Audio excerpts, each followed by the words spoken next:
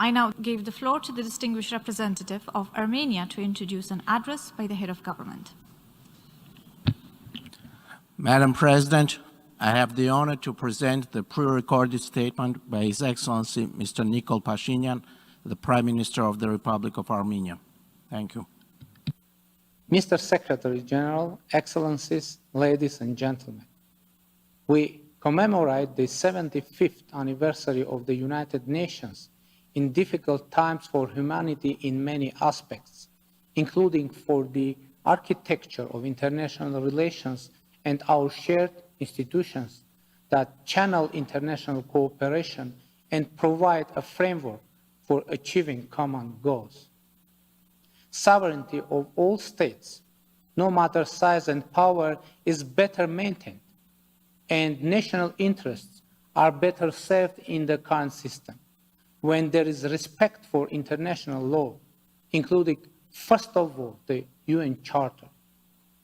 The United Nations had a vocation to converge the everlasting dualism of international relations expressed in the natural selfishness of states and equally natural need for cooperation.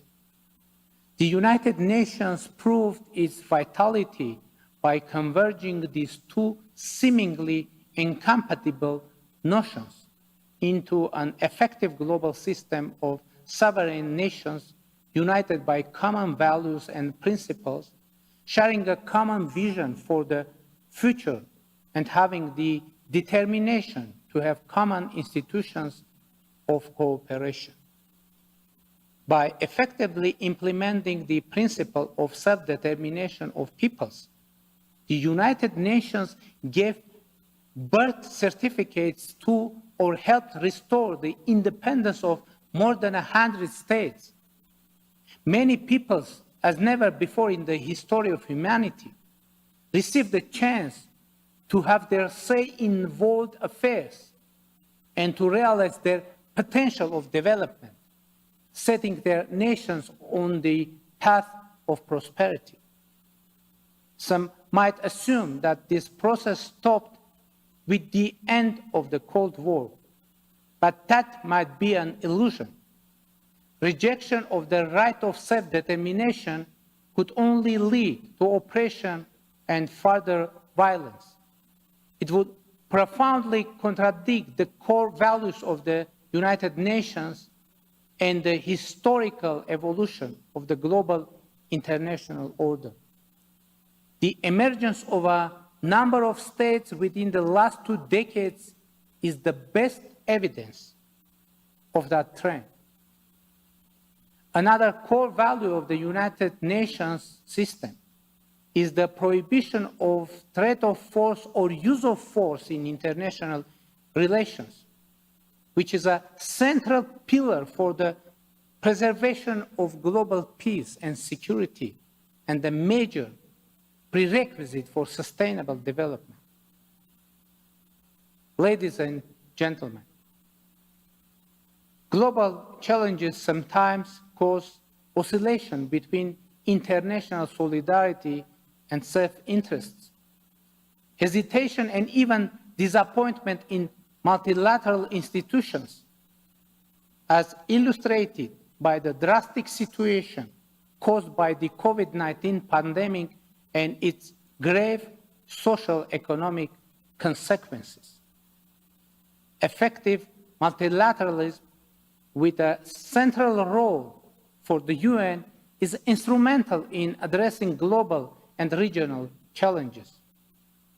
Multilateralism is not mere arithmetic for counting the involvement of more than 2 parties.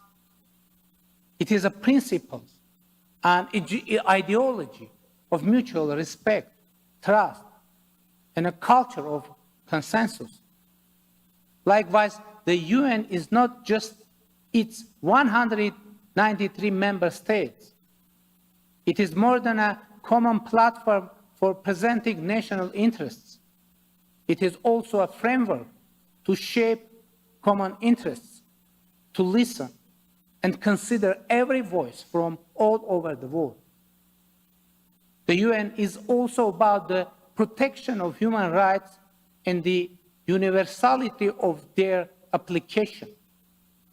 Security is not possible without respect for human rights.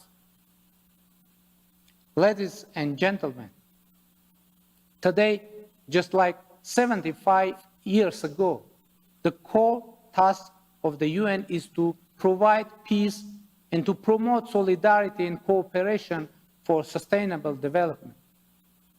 In these challenging times, in many parts of the world, including in our region, reckless revisionists are trying to score from the perceived weakness of the international order, posing a real danger to international peace and security.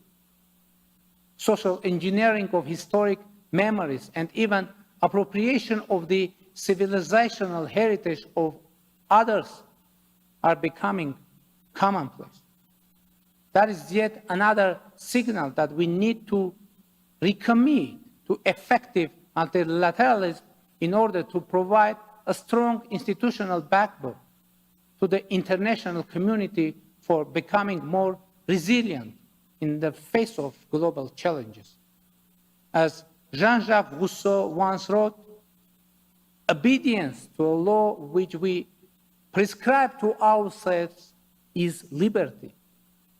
As I congratulate all of us on this occasion, I would like to reiterate Armenia's strong determination to join the common efforts aimed at achieving a better international order based on international law and the shared values of freedom and justice. Thank you for your attention. I wish to thank the Prime Minister of the Republic of Armenia for the statement just made.